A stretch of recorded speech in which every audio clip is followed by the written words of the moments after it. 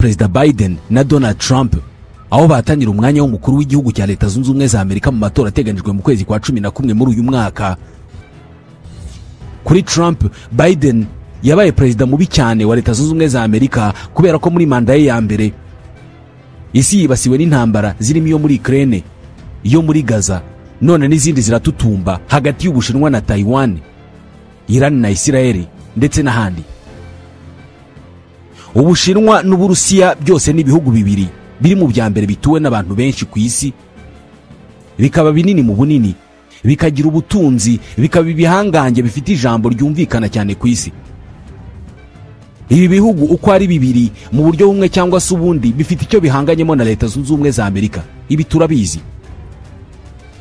Uko byagenda kose, buri gihe iyo hagiye gutorwa perezida wa Leta Zunze Ubumwe za Amerika, abategetsi b'isi baba bafite icyo bamutekerezaho n'icyo bamutegerejeho, ndetse mu buryo bwumvikana rwose buri mutegetsi w'isi aba afite uwo yifuza ko atorerwa kuyobora Leta Zunze Ubumwe za Amerika, kuko uko byagenda kose utegeka Amerika mu buryo bumwe cyangwa se ubundi afite ibyemezo afata bikagira ingaruka ku bihugu byose by'isi.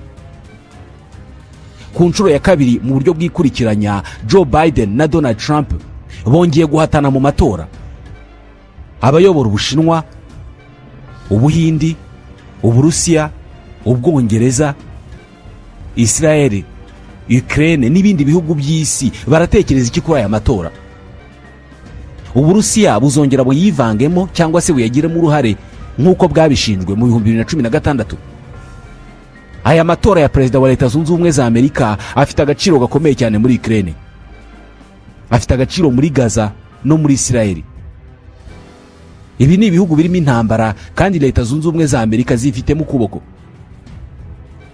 Tekereza ubaye uri Vladimir Putin kano kanya, ninde wahitamo ko ayobora Leta Zunze Ubumwe za Amerika mu myaka iri imbere? Ese wahitamo umugabo wakwisa umwicanyi agatera inkunga Ukraine mu mazi imyaka 2 mu Rwanda ndetse agakora ku buryo isura yawe ihindana ku isi yose? Uwo ni Joe Biden.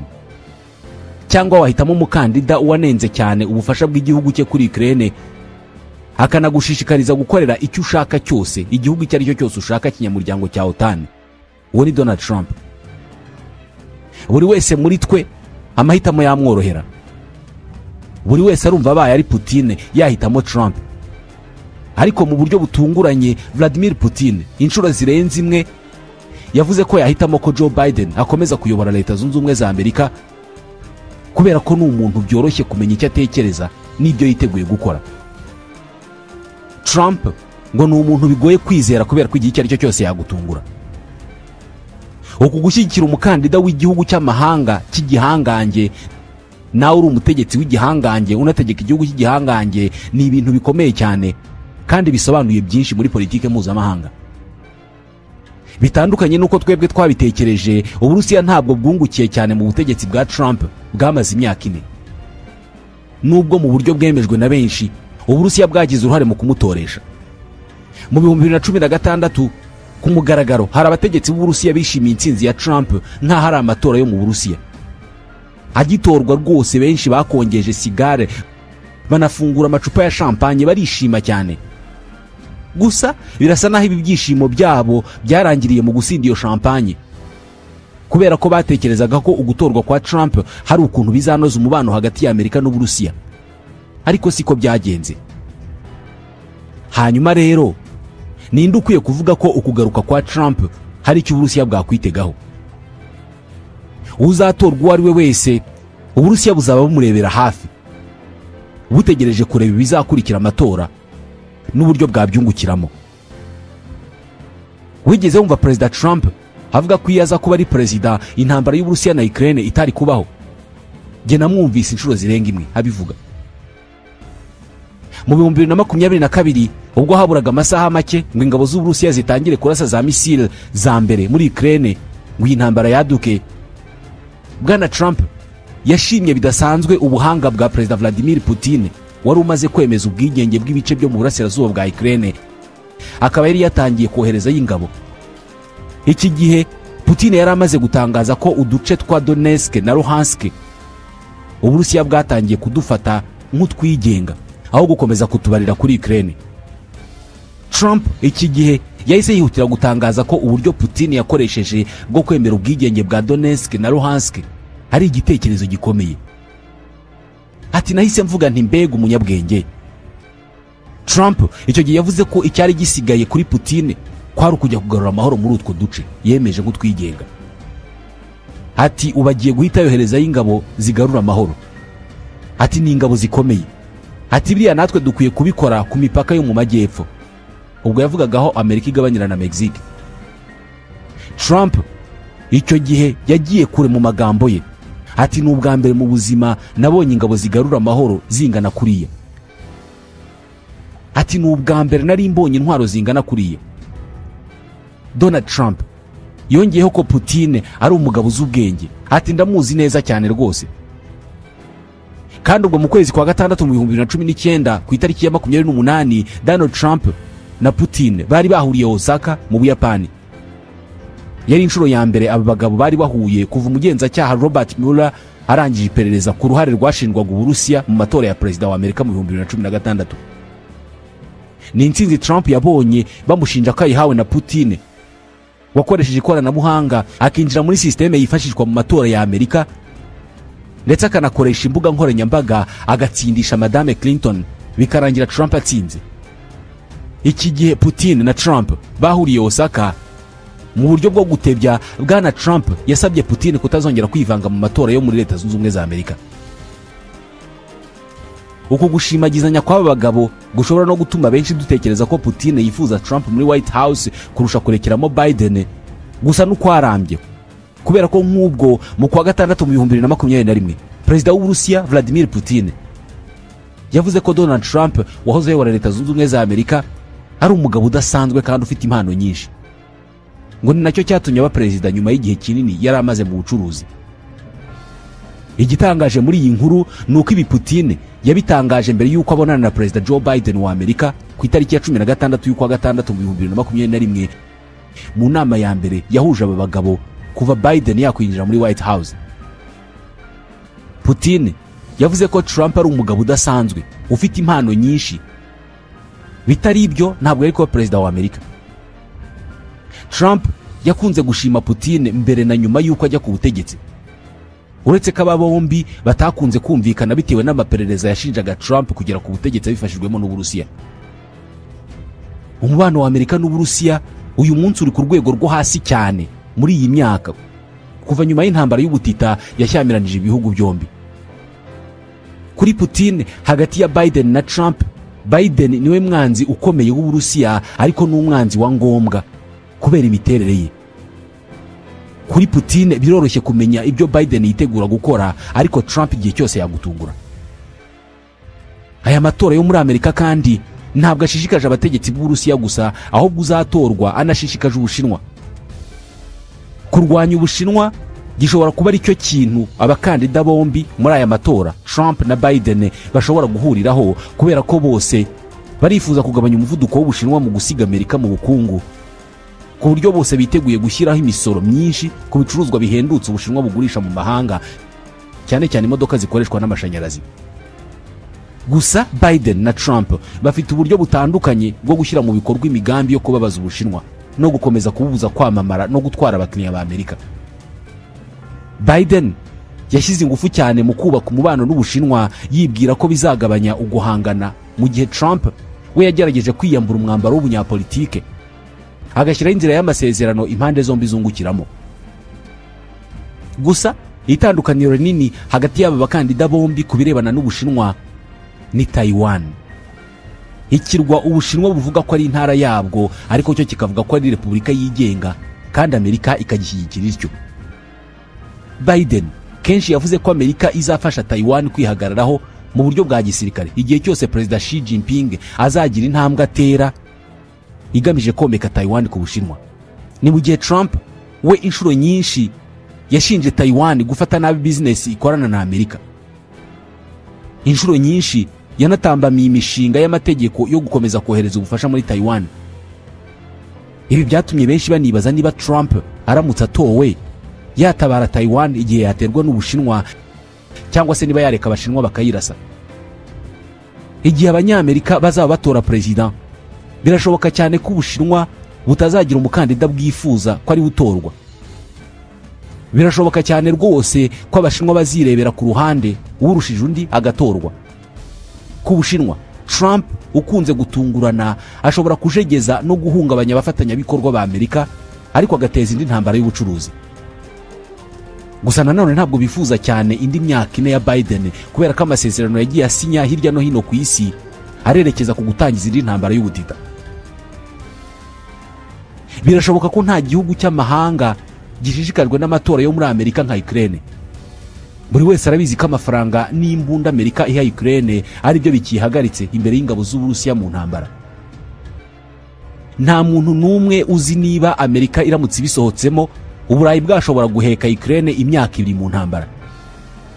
Gusa i Kiev ntabwo aka kanya abantu bashishikajwe n'ibikorwa byo kwiyamamaza mu matora yo muri Amerika, kubera ko ukwezi kwa 11 kuzabamo ayo matora kuri kure cyane. Birumvikana bari mu ntambara. Ibirebana no kwiyamamaza kwa Trump na Biden ni bucura mu bibazo abanya-Ukraine bafite mu gihe bakirimo kurwana no kubuza ingabo z'Uburusiya gukomeza kwigarurira imijyi yabo. Gusa abanya-Ukraine barabizi neza ko bagiye gufata umwanya munini mu biganiro by'abiyamamaza. Barabizi neza ko Trump yavuze ko natorwa iyi ntambara izahita ihagarara.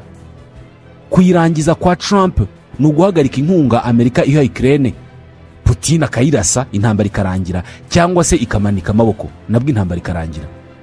Abanya-Ukraine kandi bafite ubwoba ko Trump ashobora kuzabasundikira mu masezerano y'amahoro n'Uburusiya, kandi binabyo ntibabishaka. Ibihugu by'Uburayi nabyo birimo birakurikiranira hafi iby'aya matora. Nk'Ubwongereza buhangayikijwe nuko Trump naramuka atowe azahagarika inkunga Amerika yahaga Ukraine, bigahita biha Putin insinzi. Ubwongereza kandi bunafite ubwoba ko Trump natorwa azasubiramo amasezerano ya OTAN, bikaba byatuma uyu muryango uhungabana. Trump ntabwo yasibye kwinubira ko Amerika itanga imisanzu myinshi muri OTAN kurusha ibindi bihugu, kandi inyungu ikuramo zikaba nke. Biranashoboka ko yasohora Amerika muri uyu muryango wo gutabarana. Ku ruhande rwa Israel, abayahudi benshi barashaka Trump kurusha Biden. Nibyo Biden yashyigikiye cyane Israel kuva ku itariki ya 7 y'ukwa 10 mu 2023 ubwo ibitero bya Hamas byibasiraga Israel, ndetse yakomeje guhagarara kuri Israel mu bikorwa byayo byo kwivuna umwanzi, ibikorwa bikomeje kwibiza iki gihugu mu ntambara. Nubwo rimwe na rimwe yanenze uburyo Israel ikomeje kurwana iyi ntambara ikagoma abasivili benshi. Gusa ikusanya bitekerezo muri Israel rigaragaza ko abanya-Israel benshi batekereza ko Trump yaba mwiza kuri bo kurusha Biden. Benshi banenga uko Biden yitwaye muri iyi ntambara yabo, ndetse abanya-Palestine benshi batekereza ko Biden yirengagiza akababaro kabo. Abanya-Israel baribuka neza uburyo Trump yemeje Yerusalemu nk'umurwa mukuru w'igihugu cyabo. Ibi ntabwo bazigera bahagarika kubimushimira. Baranibuka uburyo yagiye bashakira amasezerano y'umubano n'ibihugu by'Abarabu. Trump anashyigikiye intambara yo muri Gaza, ariko yasabye Israel kwigira vuba kubera ko irimo irayambika isura mbi. Trump yasezeranije ko natorwa azahita ahagarika buri faranga ryose riva muri Amerika rijya muri Palestine. Ntabwo ashyigikiye igitekerezo cy'uko habaho leta ebyiri, ya Israel n'iya Palestine. Ibi byose biratuma abanya-Israel bamwifuza cyane. Ni mu gihe Biden we yifuza ko habaho leta ya Palestine na leta ya Israel. Mu magambo make, ibihugu byinshi by'amahanga birifuza Trump kurusha Biden. Biden yaba yaritwaye nabi cyane muri iyi myaka 4 kurusha uko abantu babitekerezaga.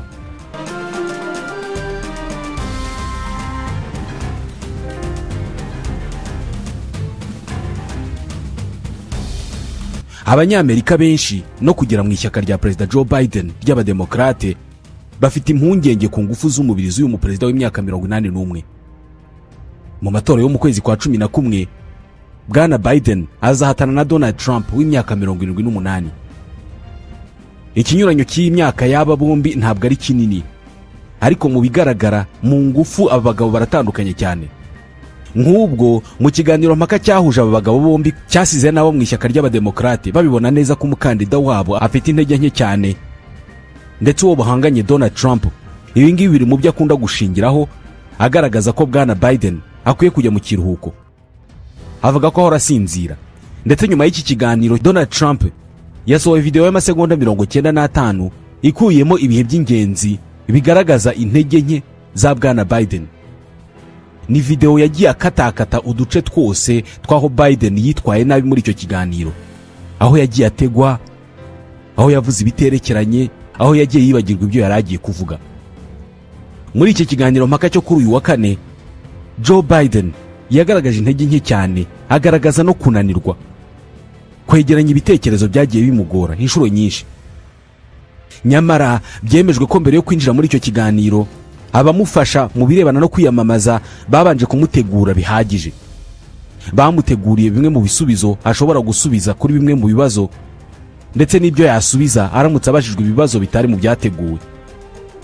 Gusa abo mu ishyaka baravuga ko batazigera bamuhindura, niwe mukandida wabo uzatana mu matora yo mu kwezi kwa 11. Inkuru ya BBC igaragaza ko hafi muri kimwe cya kabiri cy'icyo kiganiro mpaka, itsinda rishinzwe ibikorwa byo kwiyamamaza kwa Biden ryabwiye abanyamakuru ko Perezida Biden arwaye ibicurane. Bwari uburyo bwo kugerageza gusobanura iby'ijwi rye risaraye. Birashoboka ko koko yararwaye ibicurane, ariko ibi byanumvikanye nk'urwitwazo. Mu gihe cy'iminota 90 icyo kiganiro cyamaze, kenshi yumvikanaga nk'ugiye gutsindwa, by'umwihariko mu ntangiriro z'icyo kiganiro. Bimwe mu bisubizo bye ntacyo byabaga bisobanura. Nyuma y'uko ibitekerezo bye bitaye umurongo, nta gushidikanya na guke kubayeho, Joe Biden yitwaye nabi muri iki kiganiro mpaka. Nyamara muri iki kiganiro cya mbere, icyo yari akeneye cyane kurusha ibindi kwari ukwemeza abantu ko afite ingufu ndetse ko akomeye mu mubiri, ko yiteguye kongera kuyobora Amerika mu gihe cy'imyaka 4. Ibi ntabyo yakoze. BBC yanditse ko uko ikiganiro mpaka cyakomezaga, mu ishusho nk'iy'umuteramakofu uri hafi gutsindwa, Biden yatangiye kwibasira cyane uwo bahanganye. Byari mu muhate wo kugerageza guhindura umurego ikiganiro cyari cyafashe. Kumwe muri uko kumwibasira kwageze ku ntego, bituma Trump asubizanya uburakari.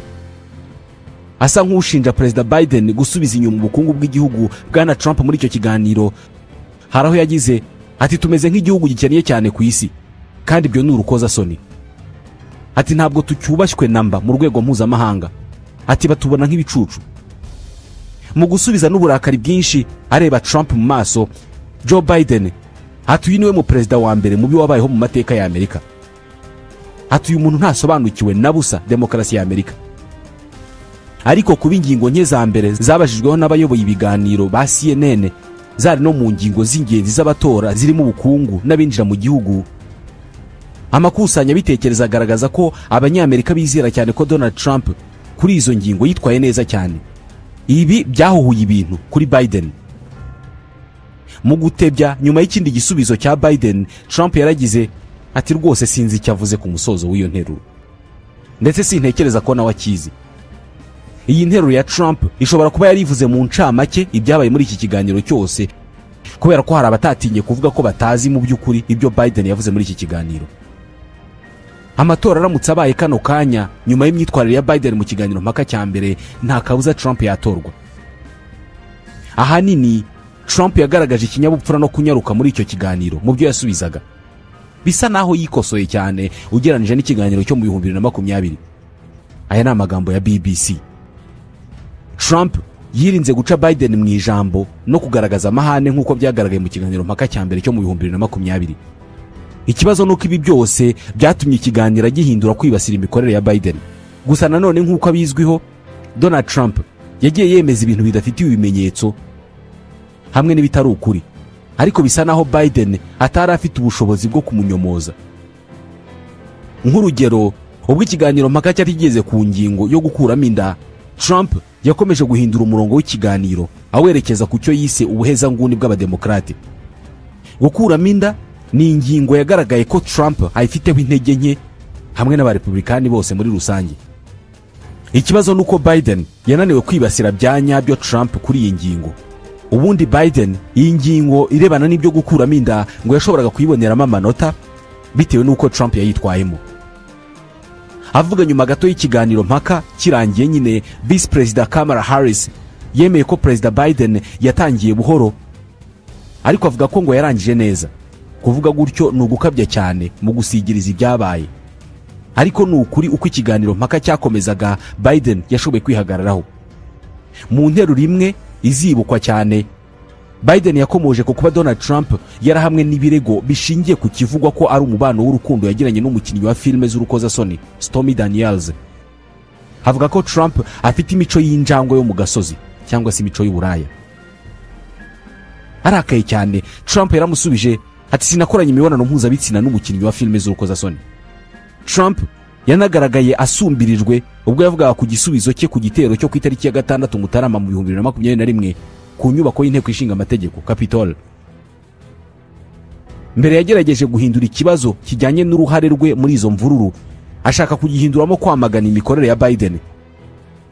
Ariko kuri iyi nshuro Biden ntabwo yamuhaye amahwemo. Biden yaragize ati yashishikarije ba bantu kujya kuri Capitol Hill, aho nahakorera inteko ishinga amategeko. Ati yicaye amasaha 3 mu gihe abajyanama be bamwingingaga ngo agire icyo akora, nta kintu na kimwe yakoze. Trump yanakomeje kugaragaza intege nke ndetse no guca ku ruhande ikibazo ubwo yabazwaga niba zemera ibizava mu matora yo mu mwaka wa 2024.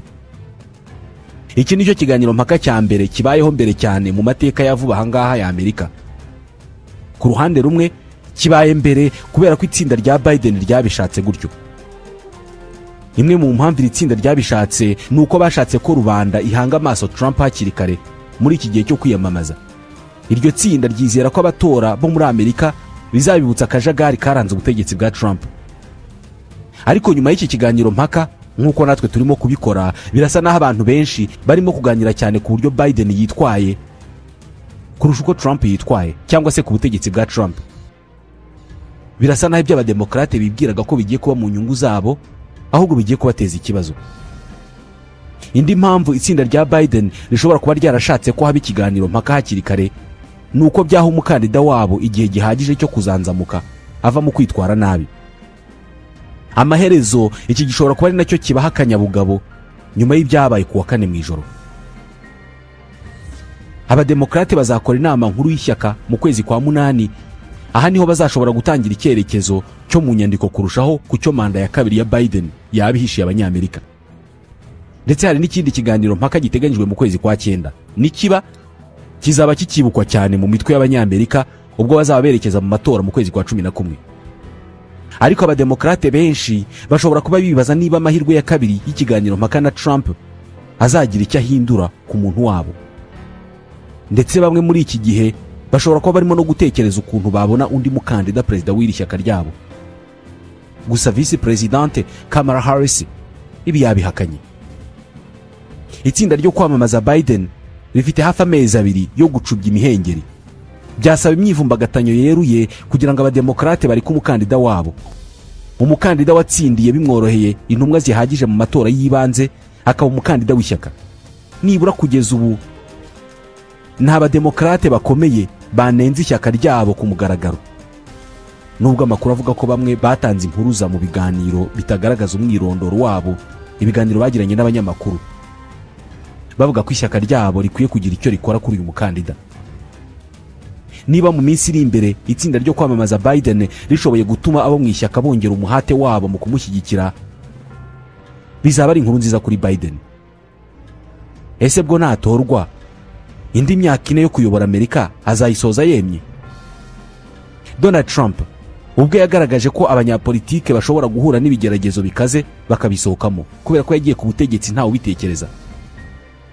Ariko nyuma y'ikiganiro mpaka abademokrate benshi bashobora kugira impungenge zikomeye ku bishobora kumubaho mu kwa 11 mu matora, cyane ko abanyamerika benshi babonye ko Biden afite ingufu nke. Ibyiriwe bivuga ku mbuga nkoranyambaga by'uko Biden yagaragaje intege nke cyane bigomba kuba ari byo byamusunikiye kwitabira ibikorwa byo kwiyamamaza muri Carolina y'Amajyaruguru. Yahise anemerera ibihumbi by'abamushyigikiye ko muri iki kiganiro atagiye impaka nk'uko yari asanzwe abikora, atariko iyo uguye hasi urongera ukabyuka ukongera ugahatana. Ati ndabizi neza ntabwo ndi umusore, ntabwo nkijya impaka nk'uko nabikoraga mbere, niyo ngenda ntabwo ngenda nk'uko nabikoraga. Ibi byo kugenda biheraga ku kuba inshuro nyinshi yaragiye anyerera akikubita hasi mu ruhame rimwe yurira indege ubundi ari imbere y'abantu. Ati icyo nzi ni uko ndi umuntu uvugisha ukuri kandi niteguye kongera gutsinda amatora mu kwa 11. Iki kiganiro mpaka cyarebwe n'abantu miliyoni 47,900,000, nyamara ikiganiro cya mbere cy'aba bagabo bombi mu 2020 cyari cyarebwe n'abantu miliyoni 73. Mu matora yo mu 2020 ikiganiro mpaka cya mbere cya kandida Biden na Trump wari umukuru w'igihugu icyo gihe ashaka manda ya kabiri cyabaye ku itariki ya 29 y'ukwa 9 muri uwo mwaka, kibera muri kaminuza yitwa Case Western Reserve muri leta ya Ohio, ni mu burengerazuba bwo hagati bwa Amerika. Cyamaze iminota 90 nacyo. Umunyamakuru wakiyoboye ni Chris Wallace wa televiziyo Fox News. Yarazwiho cyane ubunararibonye, ubushishozi, ukwihangana kuri hejuru.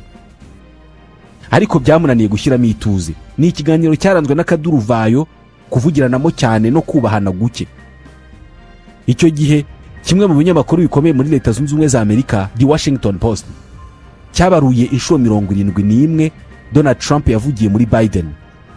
Ni inshuro 22 Biden yaciye Trump mu ijambo. Amasomo yavuye muri iki kiganiro nuko televiziyo ya CNN yanakoresheje iki cyabaye ku wa 4 yahise ishyiraho amabwiriza abakandida bombi bagomba kugenderaho. Aya mabwiriza yari yabashyikirije mu kwezi gushize, barayemera, barayasinya. Bityo aba mabwiriza bakurikije ejo bundi ku wa 4. Dore ayo mabwiriza.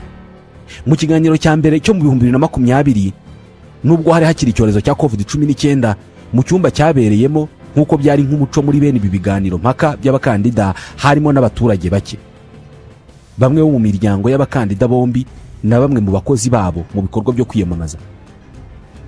Icyabaye kuri uyu wa 4 nta muntu n'umwe wari muri studio za CNN mu mujyi wa Atlanta usibye abanyamakuru. Atlanta ni umurwa mukuru wa Georgia mu majyepfo y'uburasirazuba bw'igihugu. Abari muri studio ni Biden na Trump n'abanyamakuru babiri b'inararibonye za CNN, umugabo witwa Jack Tapper n'umugore witwa Dana Bash. Aba bayoboye iki kiganiro. Mu bakandida nta n'umwe wari wemerewe kuzana ibintu yanditse ngo aze kubisoma, kandi nta wari wemerewe kuvugisha abantu bo mu itsinda rishinzwe kumwamamaza. Kwari ukuvuga ibitekerezo ukuye mu mutwe. Kubera ukuntu bavugiranagamo banatukana mu 2020, ejo bundi ku wa 4 mikro yabaga ifunguye niyo wabaga arimo kuvuga. Mu gihe arimo avuga iyo undi kabifunze. Buri wese yavugaga ari uko umwanya ugeze, agasubiza mu gihe cy'iminota 2 yonyine, hagakurikiraho umunota umwe kugira ngo undi mukandida agire icyo avuga ku by'undi arangije kuvuga. Agatara gatukura karamyasaga umwanya wa kandida wo kuvuga iyo ugiye gushira. Uruhande buri wese yarahagazemo rwatoranyijwe binyuze mu kunaga igiceri hejuru.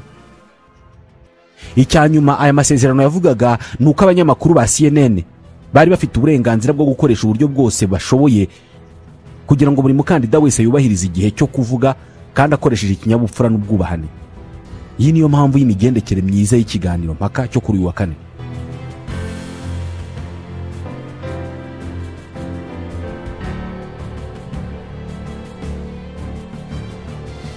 Ikiganiro mpaka cy'imbona nkubone cyabaye kuri uyu wa 4 nicyo cya mbere mu mateka gihuje abaperezida babiri ba Amerika, kandi nabwo bwa mbere Biden na Trump bahuriye mu cyumba kimwe kuva ikiganiro mpaka cya nyuma cyaherukaga kubahuza mu kwa 10 mu 2020 kibaye. Ibi biragaragaza uburyo aba bagabo badakundana. Trump yasibye irahira rya Biden mu kwa mbere ku 2021, kandi kuva ubwo bakomeje kujya baterana amagambo yo kunengana, harimo no mu kiganiro mpaka cyabahuje mu ijoro ryo kuwa 4. Mu minsi yashize Trump yanyeze cyane imyiteguro ya Biden ku bijyanye n'ikiganiro mpaka, ndetse avuga ko bizasaba ko abanza guterwa imiti na muganga kugira ngo abashe kurangiza iminota 90 y'ikiganiro. Yakunze kuvuga ko Biden atabasha gutondeka n'interuro ebyiri. Icyakora muri iyi minsi ya vuba uyu wahoze ari perezida wa Amerika yahinduye imvugo kuri iyi ngingo. Yaramaze iminsi ateguza abamushyigikiye ko Biden ashobora kuza ari umuntu ukomeye kuruta uko yamugaragazaga nk'umusaza rukukuri. Icyabivuyemo nuko amatora aramutse abaye aka kanya bishoboka cyane ko Trump yatorwa. Ukwitwara nabi kwa Biden mu kiganiro cya mbere azakurokoka.